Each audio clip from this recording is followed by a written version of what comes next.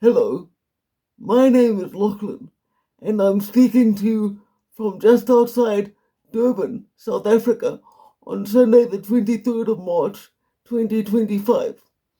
Yesterday, I released an open letter addressed to Black South Africans. So, for the sake of balance, I'm now going to speak to my own people.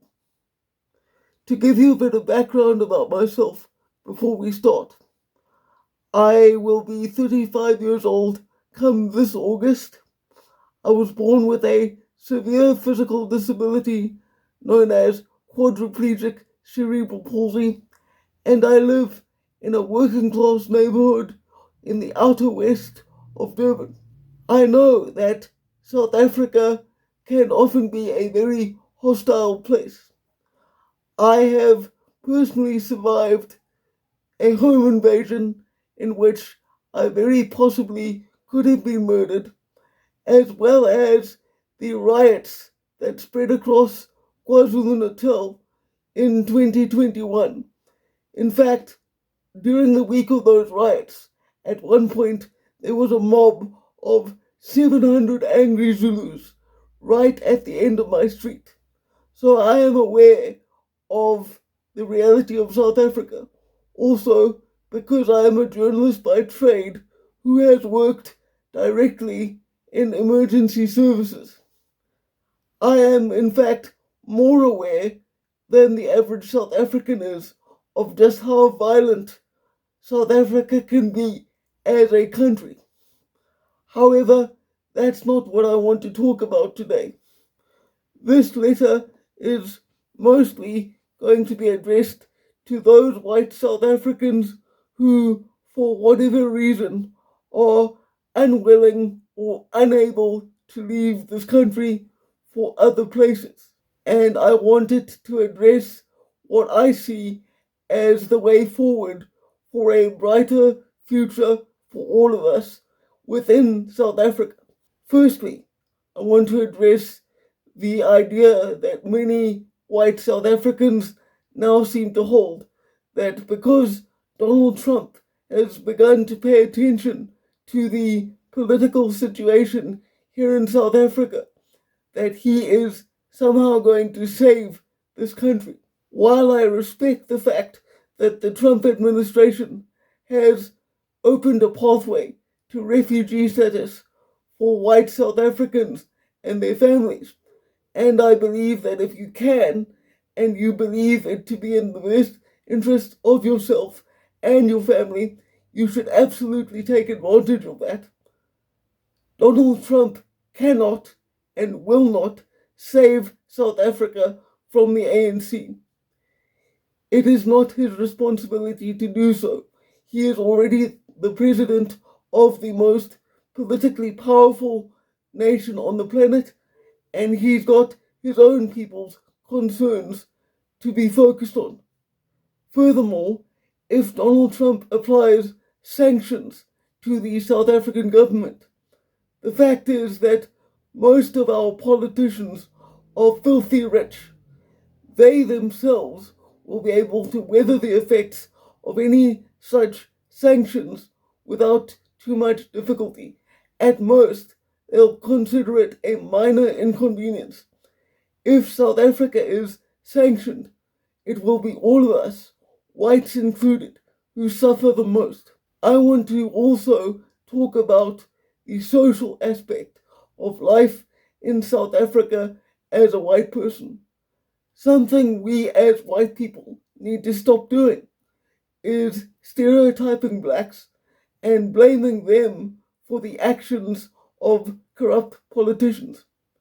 Yes, I know that many black people are the reason that the ANC has been able to maintain its power base for this many years. After all, they voted for them. But that doesn't mean that every black person you encounter agrees with the actions of the ANC or the EFF and MK for that matter. I know that the social environment, particularly along racial lines, is extremely hostile and contentious for white South Africans at the moment. But if you think about it, where do most of those fights take place? In my experience, they tend to happen online, and it is simply a fact of life on the internet that everybody tends to be the worst versions of themselves when engaged in online arguments. I know that it is certainly one of my flaws to be more aggressive than I should when I receive hate online. And believe me, I understand something about hate online because I've made it my business to criticize the policies of the South African government. So I regularly receive insults and even death threats from black people who've never even met or interacted with me and don't know a thing about me as a person or my experiences. I guess my overall message here is that if we are to move forward as white South Africans in the country of our birth, we need to find a way to make it work. Something I want to address is that, yes, it is absolutely true that the infrastructure and every basic aspect that renders South Africa the modern country that it is today was indeed imported, developed, and maintained by Europeans. That is simply a fact. However, it is also true that under apartheid, that infrastructure did not adequately serve the needs of all the citizens of this country. On the subject of apartheid, since that was naturally always going to come up, it's unavoidable when you speak as a white South African, even in 2025. While I do not believe that you, as a white South African, should take any responsibility or guilt for the crimes of apartheid if you did not directly participate in them, we also, as white South Africans, cannot simply ignore the lasting impact that apartheid has had on the friends and families of our black neighbors. Yes, apartheid ended over 30 years ago, but as I have said in previous videos, historically speaking, 30 years isn't a particularly long time.